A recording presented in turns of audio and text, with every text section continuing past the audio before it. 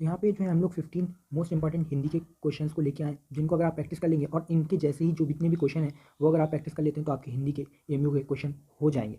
ऐसा ये expected question है, ये एमयू में आ सकते हैं, तो इसलिए हम लोग ये क्वेश्चन लेके आए हैं। चलिए शुरू करते हैं। फर्स्ट क्वेश्चन है, भगवान के डाकिये किसकी रचना है? निराला की, प्रसाद की, रामधारी सिंह दिनकर की, या सुभद्रा कुमारी चौहान की? तो इसका सही आंसर जो है वो है सी, रामधीर सिंह की है ये रचना। इसका सही ऑप्शन जो है वो है सी। उसका दूसरा क्वेश्चन है, अधिक मीरा किस कवित्री को कहा जाता है? इसमें आपको ये बताना है कि अधिक मीरा किस कवित्री को कहा जाता है। तो इसका सही ऑप्शन जो है वो है बी, महादेवी वर्मा को जो है कहा जाता है। उसके नेक्स्ट क्वेश्चन है, निम्नलिखित में से शुद्ध शब्द बताइए। देखिए यहाँ पे आपको दो ऑप्शन यहाँ पे हैं और दो ऑप्शन ये रहे आपके, तो इसमें आपको शुद्ध शब्द बताना है, आशीर्वाद, आशीर्वाद या आशीर्वाद और कोई नहीं। इनमें किस आशीर्वाद कौन सा सही लिखा हुआ है, तो इसका ये आपको बताना है। तो इसका सही ऑप्शन जो है वो है सी, ये वाला आशीर्वाद जो है आपका सही लिखा हुआ है। बाकी सब में आप देख सकते हैं कि मात्रा की जो गलती है, लेकिन इसमें नहीं है। उसके बाद नेक्स्ट क्वेश्चन है आपका 74, किस शत्रु को शत्रुराज कहा जाता है? किस शत्रु को यहाँ पे शत्रुराज कहा जाता है?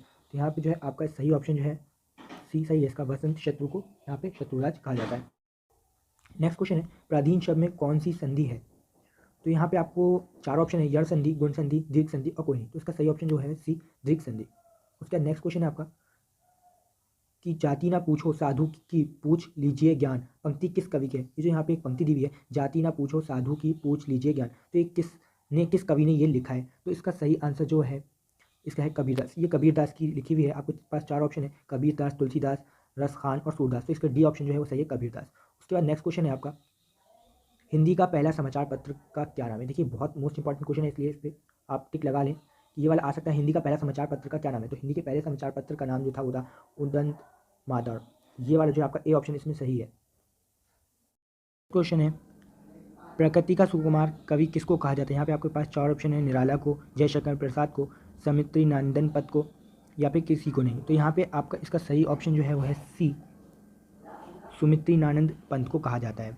उसके बाद नेक्स्ट क्वेश्चन है आपका, चारूचंद की चंचल पंक्ति में कौन सा अलंकार है? इसमें से आपको अलंकार बताना है, तो इसमें आपको अलंकार भी पता होना चाहिए, तो आप ये भी याद कर लिएगा। और इसका सही आंसर जो है वो है सी, अनुप्रास अलंकार। उसके बाद नेक्स्ट क्वेश्चन है आपका, क्रिया की विशेषता बताने वाले शब्द को कहते हैं?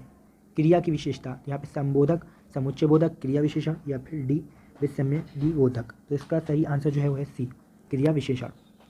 उसके बाद नेक्स्ट क्वेश्चन है आपका, राहुल दिन भर पढ़ता रहता है वाक्य है संबंध बोधक, क्रिया विशेषण का, समुच्चय बोधक का, विषम्य आदि बोधक का? तो इसका सही ऑप्शन है वो है बी, क्रिया विशेषण। उसका नेक्स्ट क्वेश्चन है, चिड़िया पेड़ पर बैठी है वाक्य में कारक कौन सा भेद है? इसमें कारक का कौन सा भेद पूछा है? ये सेंटेंस जो आपके पास वाक्य है, चिड़िया पेड़ पर बैठी है, तो इसमें जो सही आंसर है वो है बी, अधिकरण कारक। उसका नेक्स्ट क्वेश्चन है, महेश शब्द में स्वर संधि का कौन सा भेद है?